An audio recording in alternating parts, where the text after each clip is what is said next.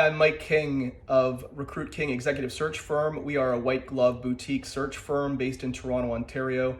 We only target high-performing, passive candidates for our clients. Today I'm going to talk to you about the future for both the employer and the employee going forward. In post-COVID, everything has changed, and I'm going to go through some of the areas where it's been outlined as areas that we all need to sort of focus and think about going forward. People often ask me, what industries they should be moving into, ones that might be more prosperous or more secure. And, the golden rule I always tell them is that you really need to think with a long-term lens. So start with your interests and your passion. That's going to really drive you to your success. The old adage is, do what you love to do and the money will follow. Well, that is still true today.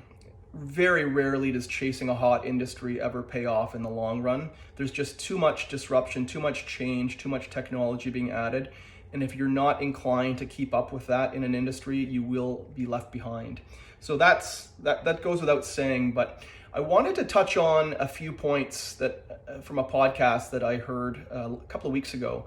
And the person in the podcast, her name is Sinead Bovell, and she's a technology expert, an entrepreneur, and a futurist with a very firm understanding of where we're going within the business community, as well as where we are going as humans.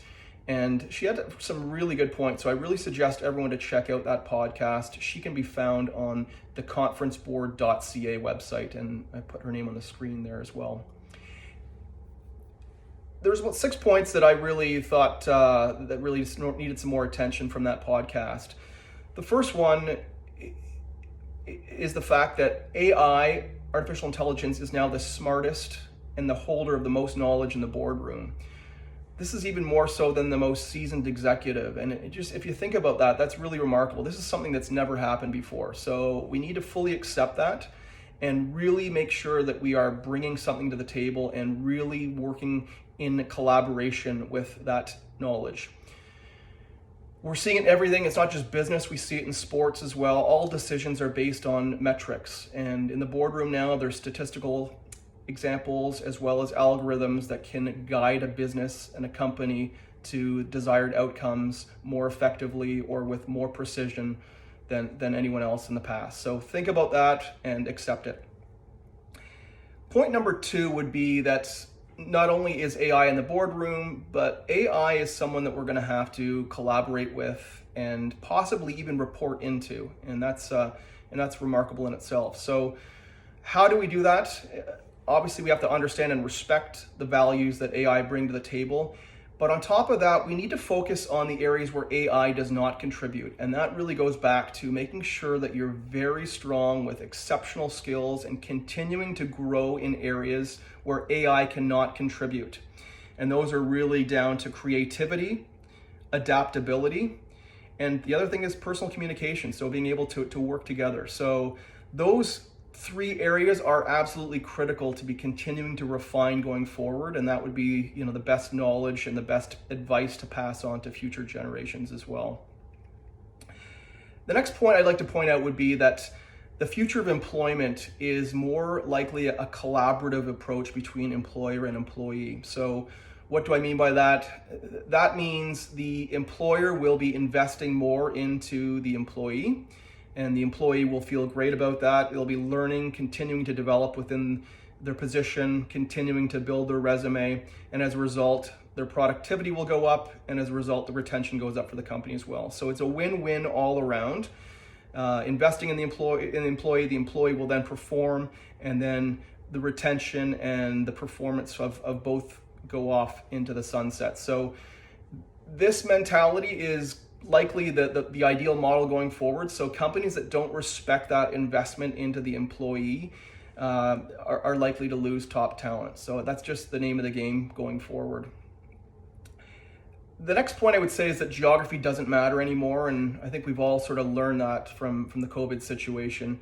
But employees and people with certain skill sets need to realize and think a little bit more broadly about what they can bring to the table.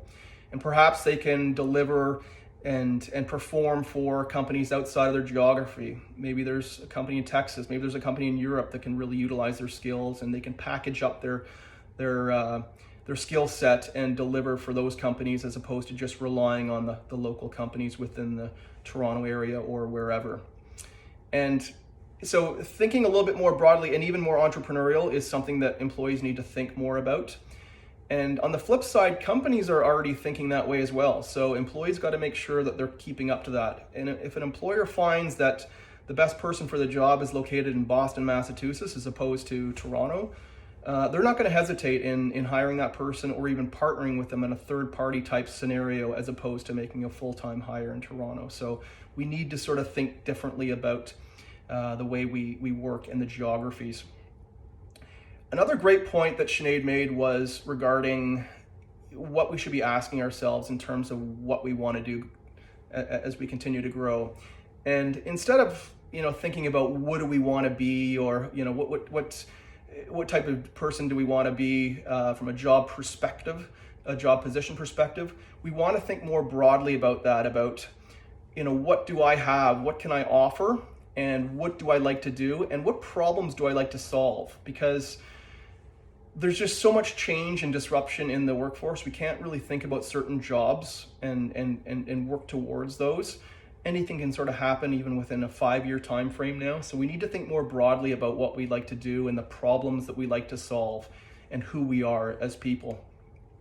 60% of all kindergarten's students right now will be in jobs that haven't even been invented yet. So that really is a very powerful statement, and just sort of drives home the fact that we really can't predict where we're going to end up. And then lastly, Sinead makes a point regarding technology and really acquiring technology talent for companies. And there's a mistake she thinks is you don't want to be over hiring in the technology area and just trying to hire a bunch of coders or jack of all trade type people that can really do a lot and drive technology forward. You want to think more niche about your business and really think about what you're trying to accomplish, and more importantly, how you can help your customer. Because there's different areas of technology and different experts in different areas that can bring different value. And you want to make sure you're getting the best expert to answer that question about how you can connect with your customer better and how they can enjoy the experience working with your company more. So think more about what the customer is looking for, and then really approach the technology side from that point going forward. I hope those points are helpful, and I hope you found this video helpful. If there's anything that you want me to ask or report on in the next podcast, I'm more than happy to do that. Just let me know. You can reach me at mike@recruitking.ca. Please let me know how you're doing, and bye for now.